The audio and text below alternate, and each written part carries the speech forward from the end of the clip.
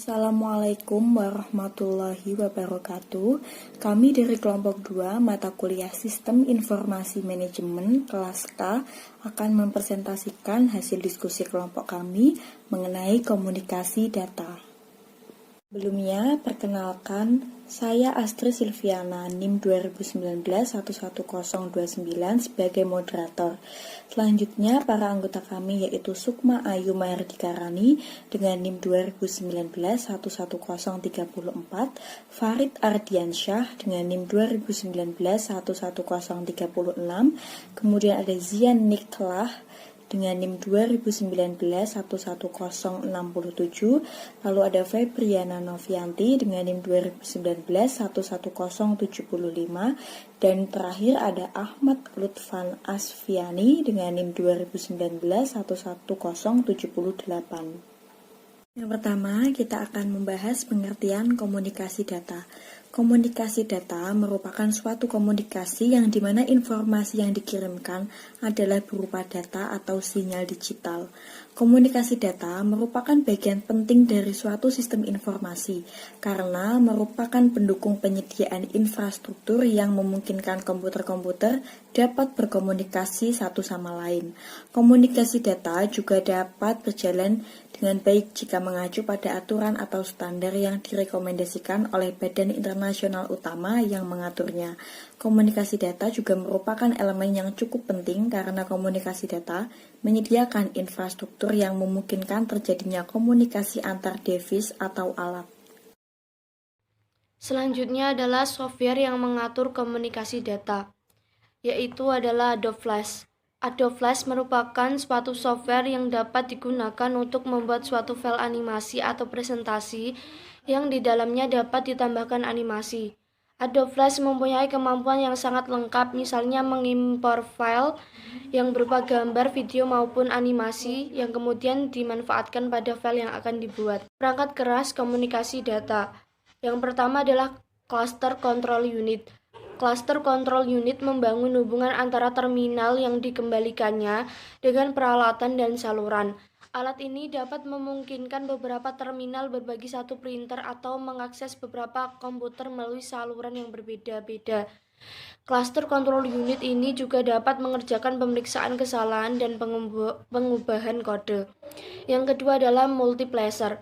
Multiplexer adalah suatu alat yang memungkinkan pengiriman dan penerimaan beberapa pesan secara serentak. Yang ketiga adalah modem. Modem dirancang untuk beroperasi pada kecepatan tertentu. Kecepatan yang biasa terjadi adalah 28.000 per detik. Dengan kecepatan tersebut, modem dapat menentukan kecepatan transmisi datanya. Yang keempat adalah front-end processor. Front-end processor berfungsi sebagai unit input dari host dengan mengumpulkan pesan-pesan musik dan menyiapkan data bagi host. Front-end processor juga dapat berfungsi sebagai unit output dengan menerima pesan-pesan untuk transmisi ke terminal. Perangkat keras komunikasi data. Saluran. Yang pertama, local loop, yaitu penyediaan hubungan antara peralatan perusahaan dengan sentra dari perusahaan telepon di kota pengirim. Local loop biasanya terdiri dari kawat atau kabel koaksial.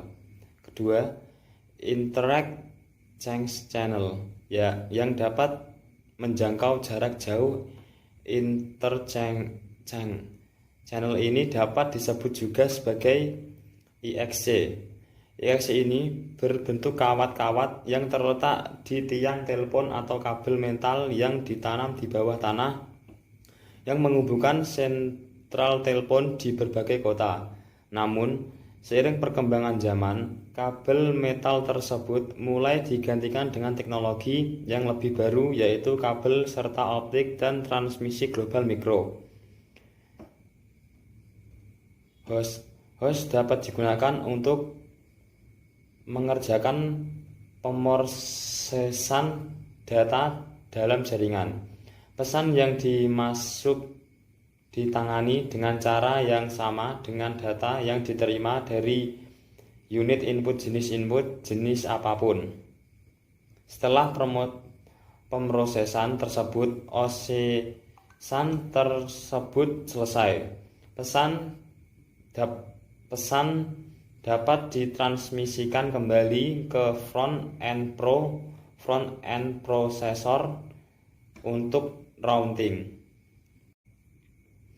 Pendekatan dasar jaringan pada pemrosesan. Time sharing. Jaringan time sharing terdiri dari suatu komputer tunggal yang dipakai bersama oleh beberapa pemakai-pemakai yang diperoleh akses melalui terminal-terminal garis-garis menghubungkan komputer sentral perusahaan dan huruf T menggambarkan terminal. Terminal yang berlokasi di area input, transformasi, dan output dari sistem fisik perusahaan mengumpulkan data yang menjelaskan kegiatan perusahaan. Terminal yang berlokasi di lingkungan memungkinkan elemen-elemen lingkungan tersebut, seperti pemasok dan pelanggan terlibat dalam transmisi data dengan perusahaan. Terminal yang berlokasi di area manajemen memungkinkan para manajer memantau kegiatan perusahaan dengan cara berinteraksi dengan pengelola informasi dan mentransmisikan keputusan-keputusan ke sistem fisik. Selanjutnya, pendekatan dasar jaringan dan pemrosesan.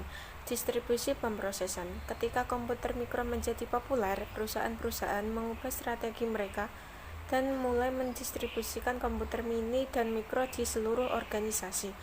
Jika sistem ini saling berhubungan, teknik ini dikenal sebagai distribusi pemrosesan. Distribusi pemrosesan menggantikan time sharing sebagai strategi jaringan favorit selama akhir tahun 1970-an dan tahun 1980-an. Selanjutnya, client atau server computing. Client atau server computing adalah suatu pendekatan bagi pengguna jaringan yang didasarkan pada konsep bahwa sebagian fungsi yang paling baik ditangani secara lokal dan sebagian paling baik ditangani secara terpusat. Karena itu, client server computing adalah campuran pendekatan dan sharing yang terpusat dan pendekatan distribusi pemrosesan yang menekankan pada penggunaan lokal. Manajemen jaringan. Manajemen jaringan ada 3, yaitu perencanaan jaringan, jaringan tanpa kabel, dan pengendalian jaringan. Perencanaan jaringan terdiri dari semua kegiatan yang diarahkan untuk mengantisipasi kebutuhan jaringan perusahaan. Ini mencakup 3 komponen utama, yaitu perencanaan kapasitas, perencanaan staf, dan pemantauan kerja. Jaringan tanpa kabel. Saat ini terdapat 4 jenis dasar kabel: wireless network, seluler, LAN tanpa kabel, jaringan luas tanpa kabel atau wide area wireless network, dan jaringan pegging. Pengendalian jaringan. Pengendalian jaringan meliputi pemantauan jaringan setiap hari untuk memastikan bahwa jaringan tetap pada tingkat operasi yang diinginkan. Pengendalian jaringan meliputi prosedur-prosedur seperti kegagalan, isolasi kegagalan, dan pemulihan jaringan. Suatu strategi komunikasi data baru internet. Tenaga penggerak di belakang jaringan komunikasi data yang pertama adalah kebutuhan untuk mentransmisikan data informasi dalam organisasi. Fokus internal ini kemudian diperluas mencakup mitra bisnis perusahaan seperti pelanggan dan pemasok. Akhirnya pertukaran data elektronik ini menjadi kenyataan. Kemudian datanglah internet dengan protokol pengembalian informasi yang mudah bagi pemakai tentang topik yang hampir tak terbatas dari jumlah sumber yang kelihatannya tak terbatas juga. Namun, keberhasilan internet dalam memasuki sumber-sumber informasi yang sama sekali baru tidak membutuhkan para pakar komunikasi data terhadap potensi menerapkan teknologi tersebut pada tingkat yang lebih lokal. Jika internet mampu untuk berkomunikasi dengan perorangan dan organisasi di luar cakupan operasi perusahaan, internet seharusnya juga mampu untuk berkomunikasi secara internal. Langkah-langkah menuju intranet yang berhasil. Menentukan kebutuhan informasi, menentukan kebijakan internet, membentuk staf intranet, menyediakan persiapan dokumen pemakai akhir, menentukan apakah perlu menyewa jasa internet dari luar, memilih outsource intranet. Lanjutan langkah-langkah menuju intranet yang berhasil. Memantau kinerja sistem, membangun keamanan internet, menyediakan sumber daya komunikasi data. Pengelolaan penginputan data. Sistem informasi manajemen dengan menggunakan aplikasi atau perangkat lunak website sebagai medianya membutuhkan pengelolaan dalam penginputan data yang memiliki beberapa indikator.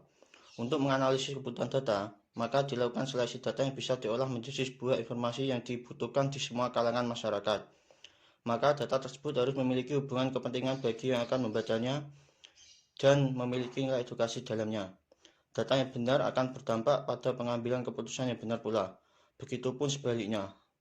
Tiap minggu atau secara temporari dilakukan meeting untuk menganalisis kebutuhan data sekaitan dengan pemberian informasi pada publik. Maka, data yang dibutuhkan adalah data-data yang dapat menyelesaikan problematika di masyarakat khususnya. Sebuah sistem informasi harus dikelola dengan sebaik-baiknya, seaktual mungkin sehingga layak untuk dipublikasikan kepada masyarakat.